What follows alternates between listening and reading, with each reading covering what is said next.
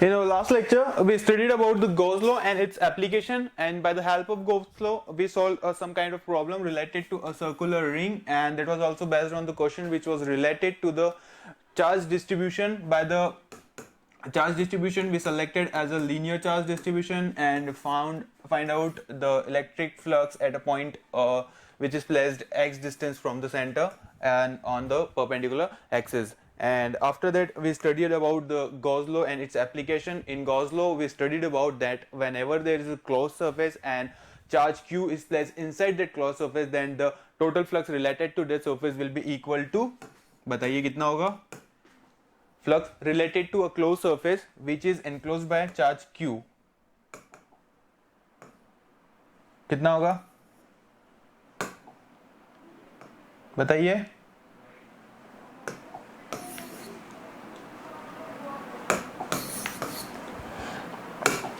हाँ, charge related to flux related to a closed surface which carried out a q charge inside that, then how much amount of the flux will be there if there is a q charge inside a closed surface and it is placed in air. बताइए बताइए बताइए बताइए, electric flux कितना होगा, electric flux कितना होगा, q by epsilon naught, total charge divided by permittivity, here it is epsilon naught which shows the permittivity of air. If there is a different kind of medium, then we are going to use epsilon m, mediums permittivity. बढ़ते आगे, उसके बाद हमने देखा था कुछ questions, कुछ problems related to Gauss law, in which we studied about a numerical which was based on the dot product, and after that we studied about the Priyanshu, time पे आइए, we studied about some practical problems like if there is a hemisphere and q charge is placed on the circular part of the hemisphere, then how much amount of electric flux will be there. कितना था इसका answer बताइए. एक hemisphere है जिसकी circular वाले part पे q charge present है, इससे रिलेटेड इलेक्ट्रिक फ्लक्स कितना आया था, electric flux related to hemisphere when the charge is present on the circular part of the hemisphere, कितना आया था, q by 2 epsilon, q upon 2 epsilon naught, q divided by 2 epsilon naught. Why? Because charge is on the surface, so the half of the electric flux will be pass out, will not cut the surface of the hemisphere, and the remaining half of the electric flux will be cut out the surface, so that the total electric flux will be divided by 2. Why? Because the charge is present on the surface of the hemisphere. इसी question को हमने modify किया था और हमने देखा था कि अगर हमारा यही चार्ज क्लोज्ड सरफेस के अंदर होता तो इससे रिलेटेड इलेक्ट्रिक फ्लक्स कितना आता है हमारा, अगर चार्ज जो है वो इनसाइड द क्लोज्ड सरफेस कितना था, q by epsilon naught, q upon epsilon naught. Very good, बहुत अच्छा, बहुत अच्छे से. ठीक है, आज हम देखेंगे इसी का नेक्स्ट वर्जन. ध्यान से देखिएगा, क्वेश्चन समझिएगा. एक हेमिस्फेयर है, एक और हेमिस्फेयर है, सेम रेडियस है, सेम साइज है, इसकी भी रेडियस r है, इसकी भी रेडियस r है. क्वेश्चन ध्यान से समझना, जल्दबाजी नहीं करना है. And the question states that in first case the electric field is parallel to the hemisphere means to say, diagram दे रखा है हमें, the electric field E naught is parallel to hemisphere. Then find out the electric flux related to the circular disc. Then find out the electric flux related to the circular ring. Second question के अंदर क्या है, same size का hemisphere है आपका, same radius का hemisphere है, but the electric field direction is changed. In this case electric field is perpendicular to the hemisphere, perpendicular to the hemisphere. Same electric field E naught, but different direction. And the question remains the same. Find out electric flux related to both the surface. Here it is also we have to find out electric flux related to the circular disc part. Now give me the solution. Try it out. Try कीजिए. Question number 1 पहले से try कीजिए, उसके बाद second देखते हैं.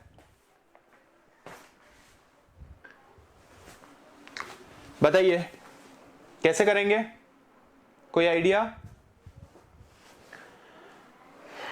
कहां से शुरू करेंगे?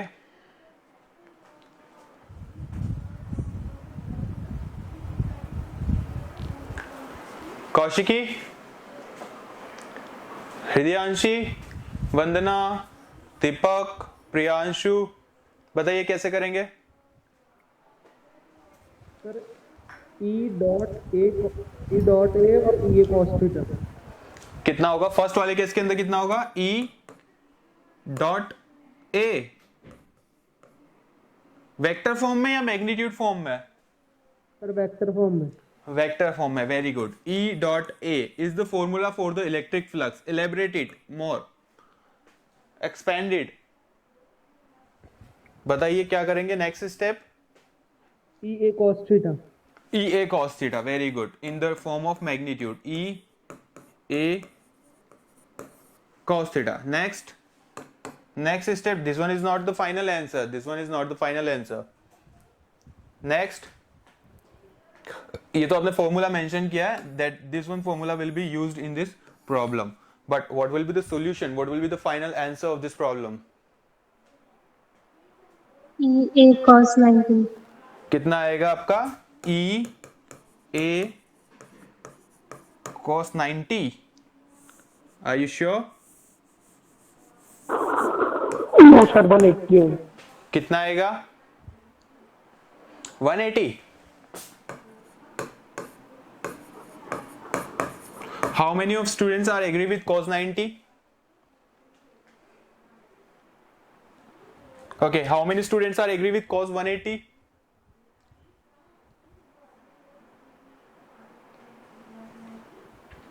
बताइए कौन कौन एग्री करता है 180 को लेकर के?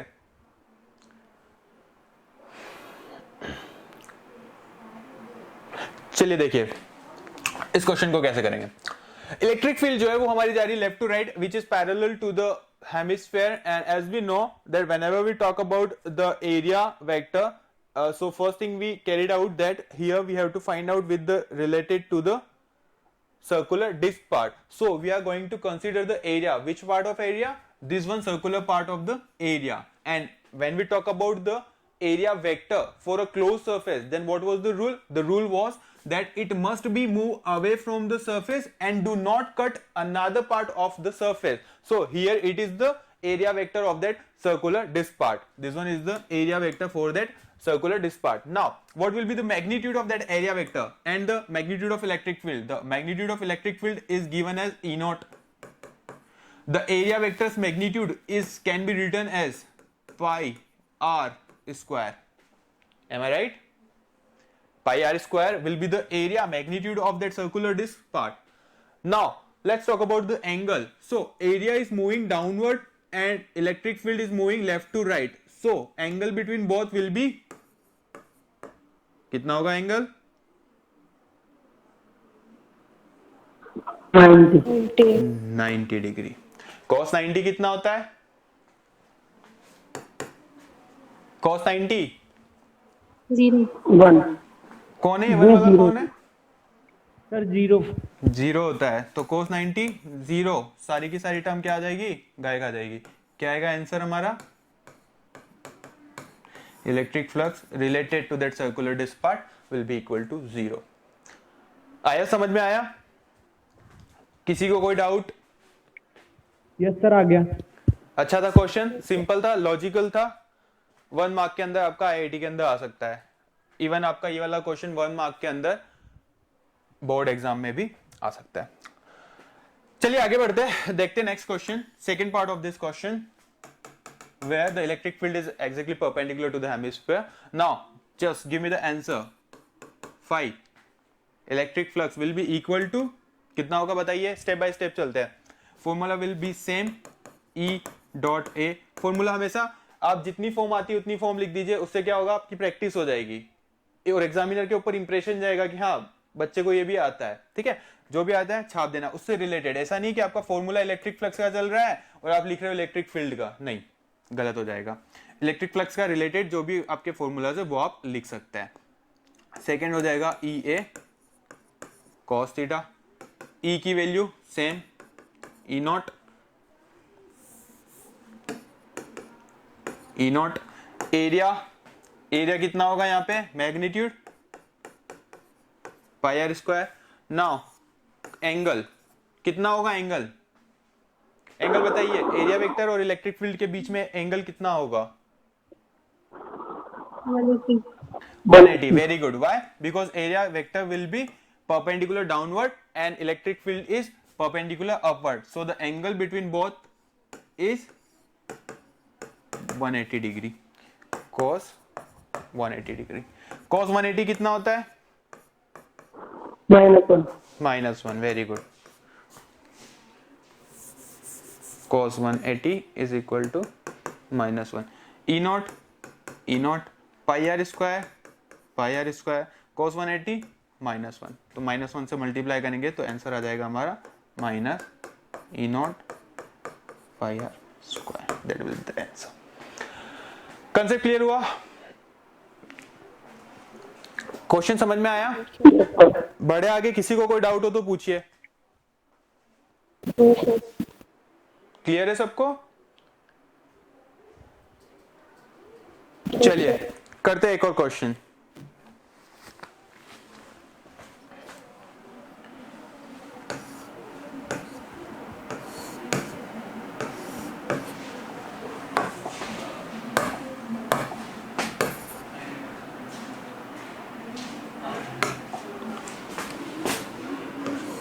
Here it is a cube.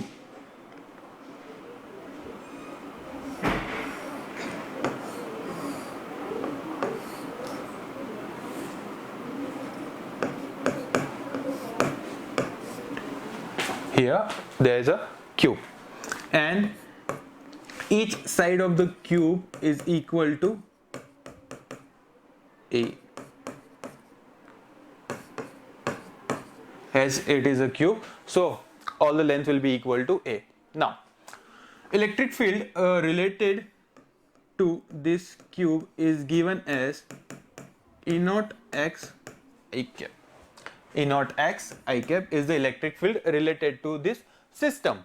Is already given. Electric field is already given as E naught x I cap. Okay. Give me one statement. Is the electric field is constant or variable? Is the electric field is constant or variable? यहां पे electric field जो है वो हमारी constant है या variable है? Constant है. ध्यान से देखिए, यहां पे इलेक्ट्रिक फील्ड जो है वो एक्स पे डिपेंड कर रही है. तो at this point electric field is equal to 0. At this point electric field is equal to E naught A by 2, क्योंकि ये वाला पॉइंट कितना हो जाएगा, A by 2 हो जाएगा. A by 2 हो जाएगा ना. तो x डायरेक्शन के अंदर x की वैल्यू कितनी है, A by 2 है. तो इलेक्ट्रिक फील्ड कितनी हो जाएगी, E naught A by 2. Same इस वाले पॉइंट पे कितनी हो जाएगी electric field, E naught A हो जाएगी कि नहीं हो जाएगी. क्यों? क्योंकि यहाँ पे किस पे डिपेंड कर रही है हमारी इलेक्ट्रिक फील्ड, एक्स पे डिपेंड कर रही है. तो जैसे जैसे हम लेफ्ट टू राइट जाएंगे एक्स की वैल्यू इंक्रीज करेगी और साथ ही साथ इलेक्ट्रिक फील्ड की वैल्यू भी इंक्रीज करेगी. क्लियर है कंसेप्ट? क्लियर है, आया समझ में? एक्स की वैल्यू के साथ में इलेक्ट्रिक फील्ड भी वेरी करेगी, but at that particular point electric field will be constant. अगर हम बात करें इस पर्टिकुलर पॉइंट की, here the electric field is equal to 0. At this point it or at this region, इस पूरे रीजन के अंदर electric field is equal to E naught A by 2. At this point of region electric field will be equal to E naught A. क्यों? क्योंकि यहाँ पे x की value कितनी है इस पॉइंट पे, A है. क्लियर हुआ कंसेप्ट? आ रहा है समझ में? बढ़े आगे, कोई डाउट?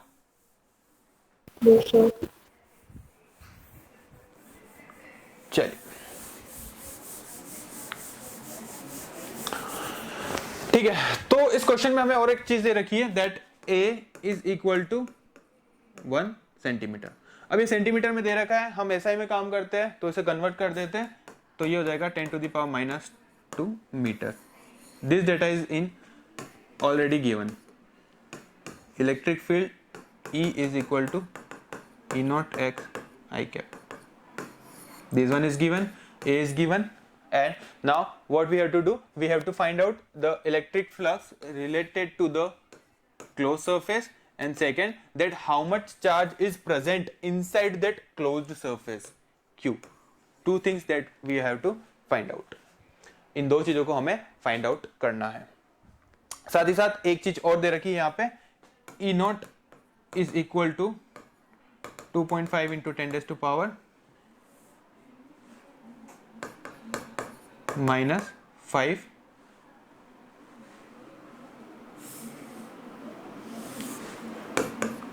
अरे 10 to the power -5 यूनिट क्या होगी? न्यूटन पर कूलम। ई नॉट की वैल्यू भी गिवन है, ई की वैल्यू भी गिवन है और ए की वैल्यू भी गिवन है। हमें फाइंड आउट करना है total electric flux as well as total charge present inside that close surface. बताइए कैसे करेंगे?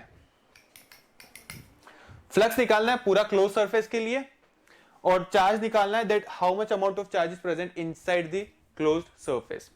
बताइए कैसे करेंगे? ट्राई कीजिए।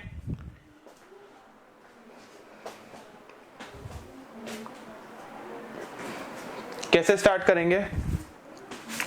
इस टाइप का क्वेश्चन हमने पहले भी किया है। इलेक्ट्रिक फील्ड के अंदर हमारा कोई क्लोज सरफेस पड़ा है और हमें निकालना है इलेक्ट्रिक फ्लक्स।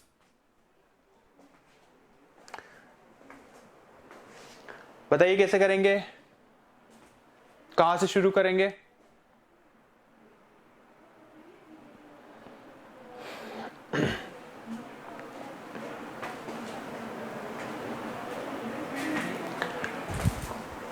कोई आइडिया, कोई टर्मिनोलॉजी?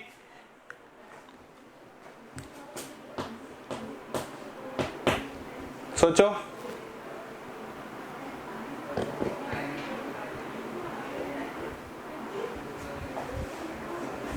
आ रहा है कुछ दिमाग में?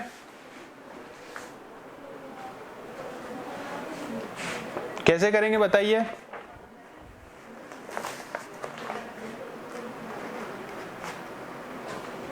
वंदना बताइए कैसे करेंगे? सर फ्लक्स निकालेंगे। क्या करेंगे? फ्लक्स निकालेंगे ना ये। हाँ, फ्लक्स कैसे निकालेंगे बताइए? फ्लक्स कैसे निकालेंगे? फॉर्मूले से। कैसे निकालेंगे?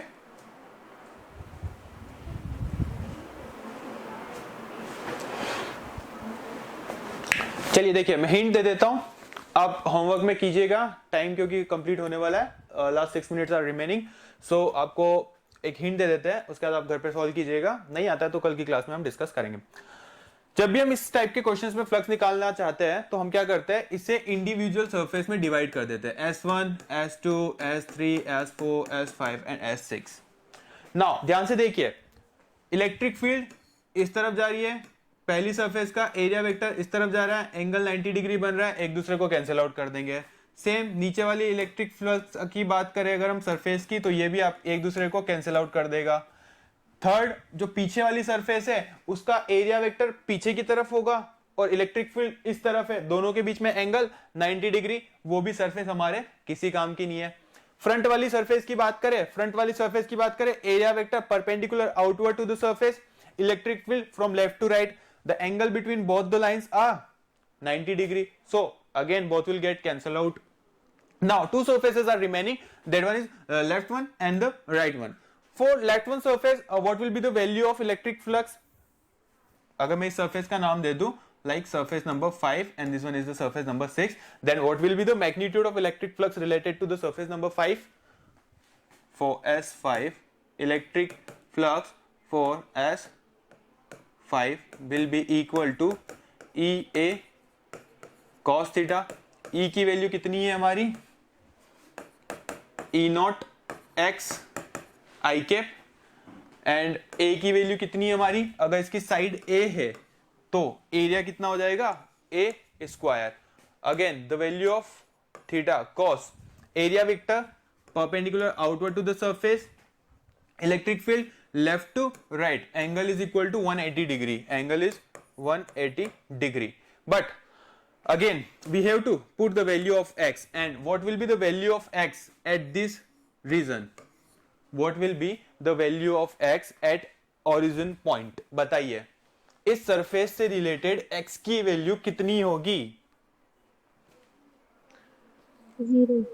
0 होगी. तो अगर x की वैल्यू 0 है तो overall electric flux related to surface 5 will be, होगी कि नहीं होगी, एग्री कर पा रहे, एग्री कर पा रहे आप. अब कौन सी सरफेस बची हमारी, surface number 6. Let's get to the point. 5 electric flux for surface S6, that will be EA cos theta. E की वैल्यू कितनी दे रखी है, E naught x I cap, तो डायरेक्शन को बता रहा है तो हम यहाँ पे नेग्लेक्ट कर सकते हैं क्योंकि हम किसकी बात कर रहे हैं, मैग्नीट्यूड की बात कर रहे हैं. A कितना हो जाएगा यहाँ पे, एरिया कितना हो जाएगा 6 सरफेस का, again it will be A square because both the sides are equal to A. Next one is cos theta.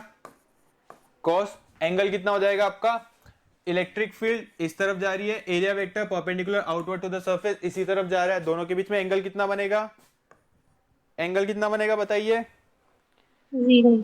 0 degree. cos 0 कितना होता है, 1. 1. A स्क्वायर, A की वैल्यू कितनी दे रखी है, 10 to the power -2, 10 to the power -2 का square. x की वैल्यू कितनी होगी यहाँ पे बताइए, x की वैल्यू कितनी होगी इस सरफेस पे, 8. कितनी होगी, 1 सेंटीमीटर. 1 सेंटीमीटर मतलब कि मीटर के अंदर 10 to the power -2 into 10 to the power -2. E naught की वैल्यू कितनी होगी, ऑलरेडी गिवन है, 2.5 इंटू 10 टू पावर -5. सोल्व कर लीजिएगा, सोल्व करने के बाद जो आंसर आएगा वो कि वही क्या होगा हमारा टोटल फ्लक्स, क्योंकि रिमेनिंग 5 सरफेसेस से रिलेटेड फ्लक्स कितना है हमारा, 0 है. तो टोटल फ्लक्स किससे रिलेटेड होगा हमारा, लास्ट वाली सरफेस से रिलेटेड जो फ्लक्स आएगा वही हमारा आंसर होगा. इसको सोल्व कीजिएगा, न्यूमेरिकल वैल्यू फाइंड कीजिएगा, बाकी हम आगे कल की क्लास में डिस्कस करेंगे. और होमवर्क में इस क्यू चार्ज को निकालने के तरीके पे आप एक बार ट्राई कीजिएगा कि कैसे निकाल सकते हैं क्यू की वैल्यू. अगर निकाल लेते तो वेल एंड गुड है, otherwise we will discuss in our next lecture. आज के लेक्चर में किसी को कोई doubt, No, sir. Okay, thank you.